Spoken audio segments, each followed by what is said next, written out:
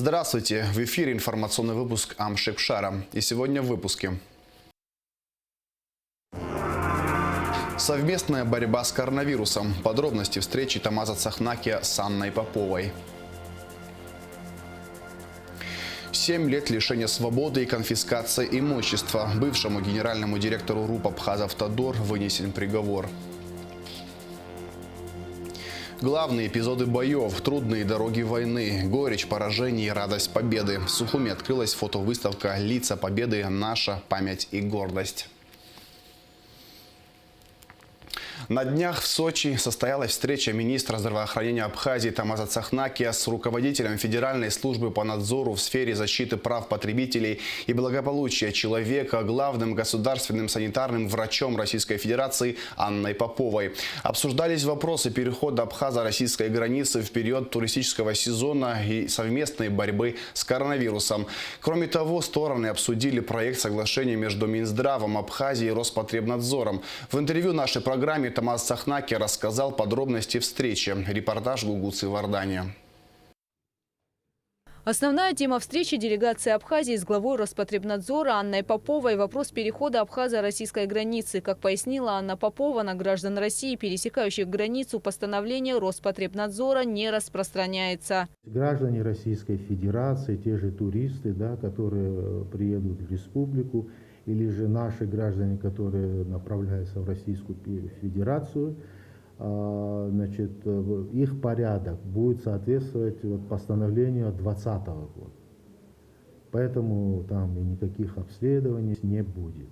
Но в то же время в случае ухудшения эпидобстановки в Абхазии вполне возможно, что условия перехода через абхазо-российскую границу изменятся. При этом Томаз Цахнакия подчеркнул, что число заболевших COVID-19 в Абхазии растет с каждым днем, а население не соблюдает рекомендаций СЭС. Это очень важный момент, и поэтому я хочу обратить особое внимание наших граждан на то, что мы не отменяли никакие ограничительные меры, что ношение средств индивидуальной защиты – это обязательно, так же как запрет на проведение массовых мероприятий в закрытых пространствах. Все то, что неминуемо приведет к увеличению количества вновь инфицированных.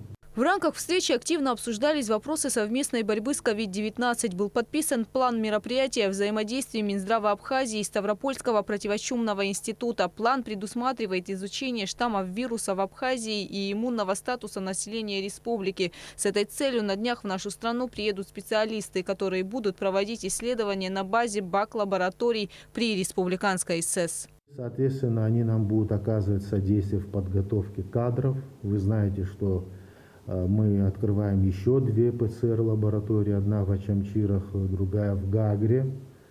Нам нужны специалисты, естественно, и они будут готовиться именно на базе Ставропольского противочумного института. Ну и, соответственно, вахтовым способом специалисты будут направляться сюда для того, чтобы обучить тех врачей-лаборантов, которые будут работать на этой базе. А что касается вакцинации, то она начнется на следующей неделе, сказал министр. Эту неделю мы посвятим подготовительным мероприятиям.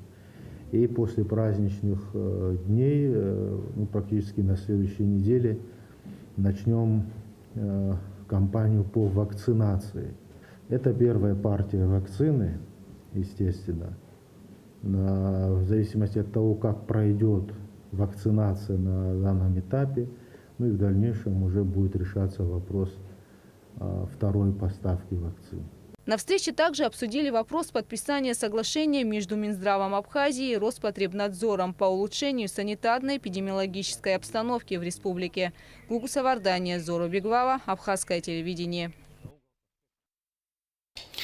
За прошедшие сутки тестирование на коронавирусную инфекцию проведено у 254 человек. Диагноз COVID-19 подтвержден у 36 из них. В Гудаутской ЦРБ находятся на стационарном лечении 46 человек, в тяжелом состоянии 19 пациентов. В Сухумской инфекционной больнице 37 пациентов, в Ачимчирской ЦРБ 12, в Гагарской ЦРБ 17, в Творчалской ЦРБ 5. Общее число выявленных заболевших коронавирусом в Абхазии на сегодняшний день составляет 14 702 человека.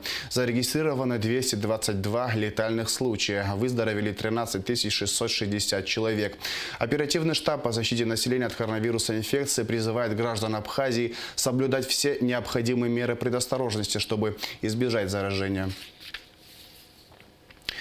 Бывший генеральный директор РУП «Абхазавтодор» Борис Ачба признан виновным в хищении бюджетных средств в особо крупном размере и приговорен к 7 годам лишения свободы с отбыванием срока в исправительной колонии общего режима и конфискацией имущества. Такое решение вынес Сухумский городской суд. Государственные обвинители просили суд признать Бориса Ачба виновным по предъявленному ему обвинению и назначить наказание в виде 8 лет и 6 месяцев лишения свободы с отбыванием наказания в колонии общего режима. Сторона защиты в своем выступлении обращала внимание суда на отсутствие доказательств вины подсудимого в инкриминируемом ему обвинении и просила вынести оправдательный приговор. На основании изложенного, руководствуясь статьями 303, 304, 307, 309 Уголовно-процессуального кодекса Республики Абхазия, суд приговорил Ачба Бориса Хутушевича признать виновным в совершении преступления, предусмотренного частью 4 статьи 156 Уголовного кодекса Республики Абхазия, и назначить ему наказание в виде 7 лет лишения свободы с отбыванием наказания в исправительной колонии общего режима с конфискацией имущества. Ачба Борису Хутушевичу меру причинения в виде домашнего ареста изменить и избрать меру причинения в виде заключения под стражу до вступления приговора в законную силу, заключить под стражу в зале суда. На приговор может быть подана кассационная жалоба, представление в Кассационную коллегию по уголовным делам Верховного суда Республики Абхазия через Сухумский городской суд в течение 15 рабочих дней со дня провозглашения полного текста приговора, а осужденным, содержащимся под стражей, тот же срок со дня вручения ему копии приговора. Адвокат Бориса Ачба Инга Габилая не согласна с решением суда и будет обжаловать его в вышестоящей судебной инстанции. В принципе-то мы не удивлены, мы ожидали такой приговор, но, естественно, мы с ним не согласны и будем его обжаловать, потому что, по нашему мнению, он не соответствует букве закона. Будем обжаловать, посмотрим, что скажет Верховный суд. Приближается 76-я годовщина победы в Великой Отечественной войне. В преддверии этой даты в Сухуми в Национальной библиотеке имени Ивана Папаскир открылась фотовыставка «Лица Победы. Наша память и гордость». На 60 фотографиях запечатлены главные эпизоды боев, трудные дороги войны, горечь поражений и радость победы. Кроме того, на экспозиции представлены 25 портретов героев Великой Отечественной войны, выходцев из Абхазии. Организовали выставку Координационный союз организации русских соотечественников Абхазии совместно с посольством России. Репортажи из Мугуланзе. Выставка «Лица Победы» – это фотолетопись Великой Отечественной войны. На этих кадрах отразились поворотные моменты военных событий. Оборона Москвы, Сталинградская битва, Курская дуга, блокада Ленинграда, поверженный Берлин. Война никого не оставила в стороне. Она ворвалась в жизнь каждого советского человека, потребовав силы духа и мужественности. Даже от детей, женщин и стариков. В июне 1941 года Валентине Давыдовой было всего лишь 7 лет. Но все события, происходившие в родном городе Димитровграде Ульяновской области, навсегда врезались ей в память. Мы не были в районе оккупации. До нас враг не дошел. Но у нас в городе было очень много госпиталей. И мы, как дети, нас учительница возила в эти госпитали. Мы перед этими ранеными и песни пели, и стихи рассказывали, вот так. И я это очень много видела. Кто-то без руки, кто-то без ноги, кто-то с перевязанной головой. Все это было нам знакомо. В городе у нас формировались части, которые потом отправлялись на фронт. Даже в 1942 году у нас был Ворошилов.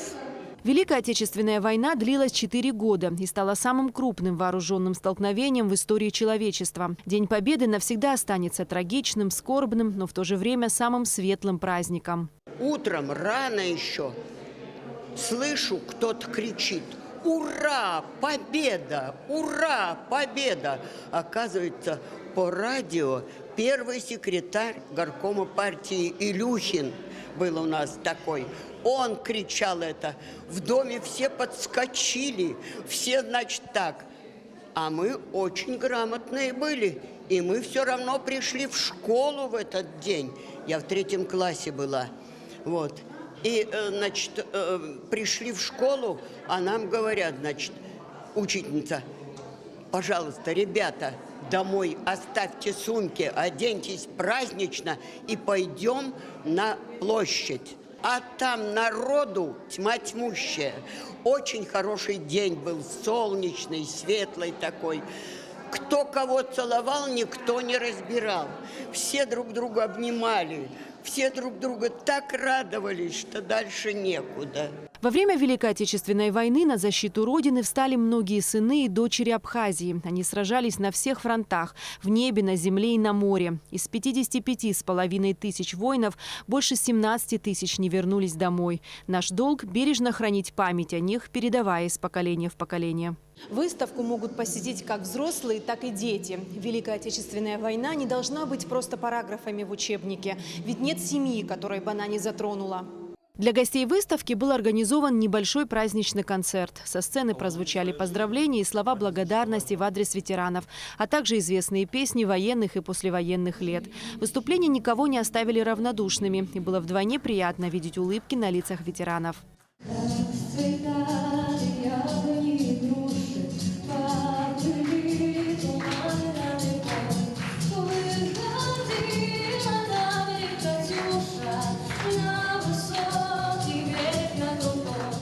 По словам организатора, выставку планировалось провести еще в прошлом году. Однако из-за пандемии коронавируса мероприятие стало возможным только сейчас. Мероприятие организовано по инициативе посольства Российской Федерации. Перед Днем Победы, перед вот этим мощным таким праздником, нас попросили провести выставку фотографий. Мы собрали эти фотографии, помогло посольство, помогло Россотрудничество, Дом Москвы. Цель в основном – это патриотическое воспитание молодежи. Это сохранение той памяти, которая вот в нас, людях нашего поколения, еще живет, а молодежь-то мало знает об этой войне. И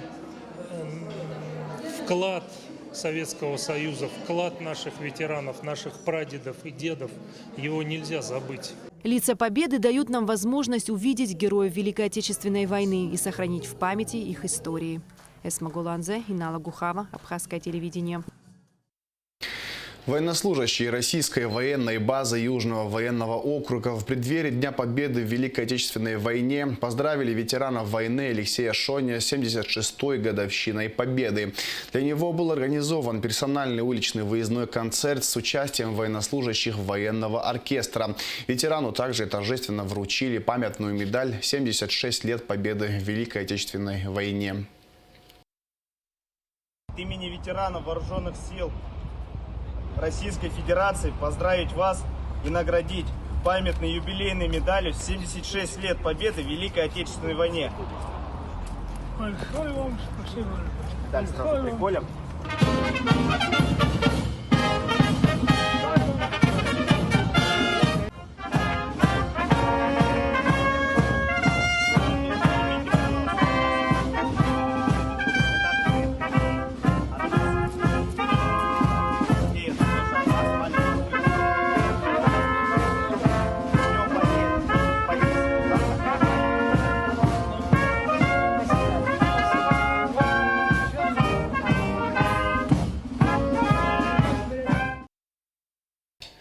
С Днем Победы в Великой Отечественной войне военнослужащие российской военной базы Южного военного округа поздравили и ветеранов войны, кавалера 2 орденов Красной Звезды Валентину Шульгину.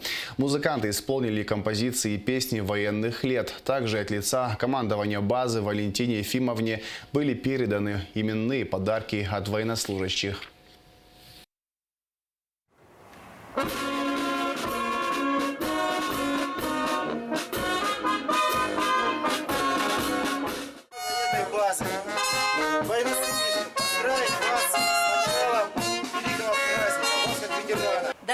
уже закончилась война, и сгнили все солдат шинели.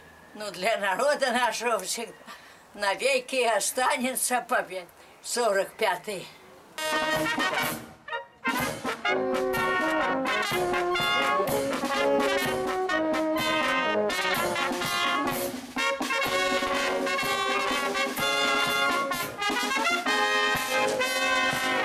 Все время я говорю, вот хоть бы дожить, чтобы не было войны.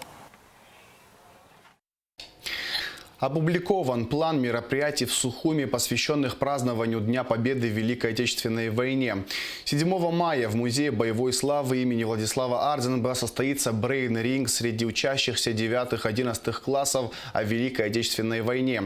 9 мая в 10 часов утра состоится церемония возложения цветов к памятнику неизвестному солдату и митинг.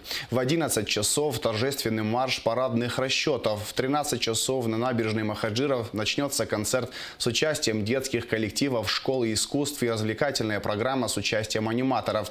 Кроме того, 9 мая в Сухуми пройдет международная акция «Бессмертный полк» и велопробег «Спасибо за победу». В Центральном выставочном зале открылась выставка лучших работ второго фотоконкурса «Абхазия в фокусе» из 20 в 21. Из 1000 работ 120 конкурсантов из Абхазии, России и Германии было отобрано более 70 фотографий по различным категориям. На выставке прошла церемония награждения победителей второго конкурса, а также стало известно имя обладателя гран-при. Подробности в репортаже Сарии Кварацхелья. Маленькая Эстер пришла поддержать своего отца Эдуарда Ежова, обладателя гран-при второго конкурса «Абхазия в фокусе» из 20 в 21 и победителя в номинации «Окружающая среда». Эдуард – наш коллега. Он оператор телекомпании «Абаза ТВ». Помимо своей основной работы, он один из тех, кто занимается поиском красивых кадров и старается раскрыть красоту и величие человеческой природы. Большинство фотографий Эдуарда пейзажные, но есть одна, которая сильно отличается от остальных. На конкурс было отправлено порядка 15, может быть, чуть более фотографий. Из них несколько было отобрано в качестве победивших в определенных номинациях. Но все фотографии были сделаны здесь, в Абхазии, какие-то в Сухуми, какие-то за пределами Сухума. Вот эта фотография, например, в отличие от всех остальных, была сделана дома. На фотографии моя супруга, моя дочь. Просто обыденный момент. Дочка уснула, я решил этот момент заснять, и получилась вот такая фотография. То, что я возьму гран-при, я честно не ожидал. Я ставил на другого претендента, но моя супруга с первого дня говорила, что все, я знаю, ты победитель, гран-при у тебя в кармане, пойдем в ресторан и так далее. Ну так и вышло, поэтому к женщинам стоит прислушиваться. Фотография – это язык, говорящий на уровне эмоций. Причем язык – это достаточно сильный. Порой он вызывает такое волнение, такую бурю чувств, что человек в одних случаях начинает плакать, в других громко и искренне от души смеяться. Фотографией можно рассказать историю не только одного конкретно взятого человека, но и целой семьи, целого рода, а порой даже и всего человечества. Фотография показывает нам мир таким, какой он был в ту секунду, когда был сделан снимок. И этот запечатленный мир остается с нами навсегда.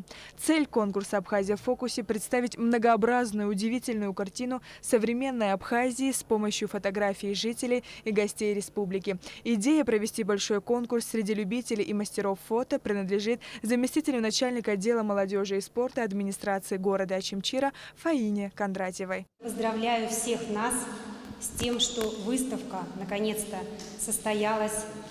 Я представляю, что чувствуют сейчас конкурсанты, чьи работы находятся в этом зале. Это, конечно, и приятно, и большой стимул для дальнейшего творчества. Следующей темой нашего конкурса будет портрет ветеранов Отечественной войны народа Абхазии. Сегодняшних ветеранов, как они живут сегодня. Вот такую галерею портретов мы хотим создать. И хотелось бы, конечно, чтобы это произошло к Дню Победы. Из 1000 работ 120 конкурсантов на выставку было отобрано более 70 фотографий по категориям «Портрет современника», «Окружающая среда», «Повседневная жизнь», «Новости», «Мобильная фотография». Все участники разные по возрасту, роду занятий, интересам и собственному видению заданной темы. Победителям номинации были вручены грамоты и памятные призы с символикой конкурса. Занимаюсь фотографией все время, а так последние 5 лет.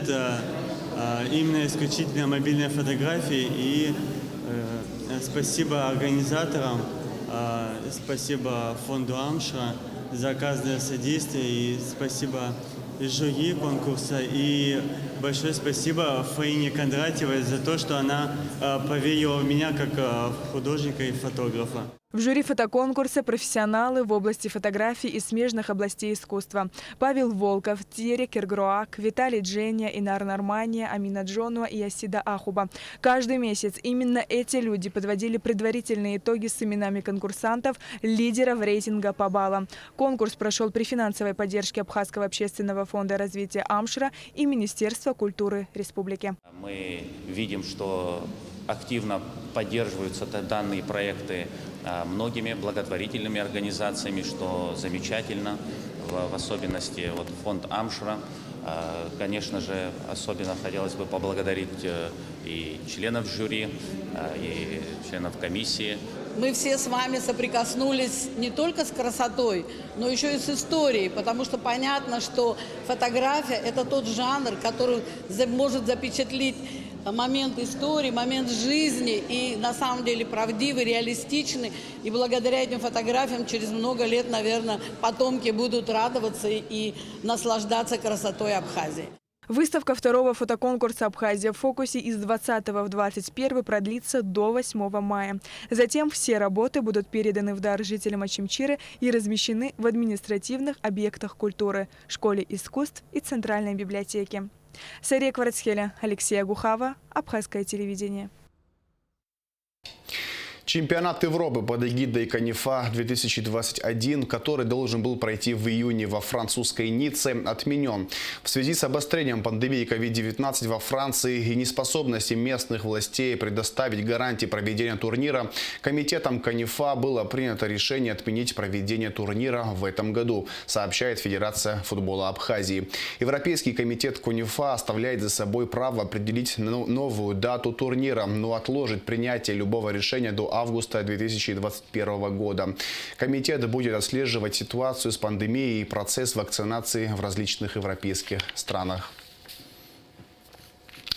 Сборная Абхазского государственного университета успешно дебютировала в новом сезоне Национальной студенческой футбольной лиги. В Евпатории завершился первый тур группы «Б».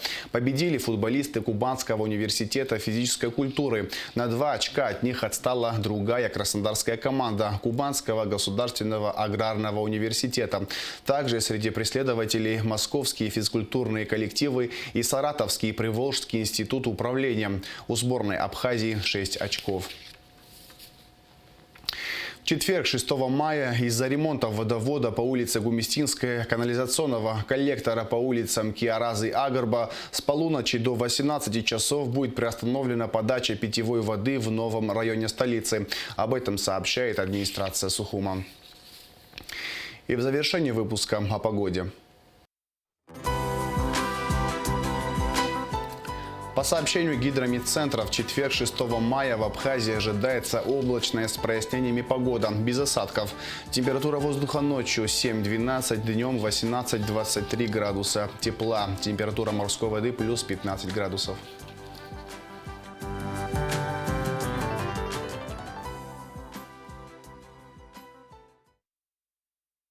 На этом информационный выпуск Амшевшара подошел к концу. До свидания.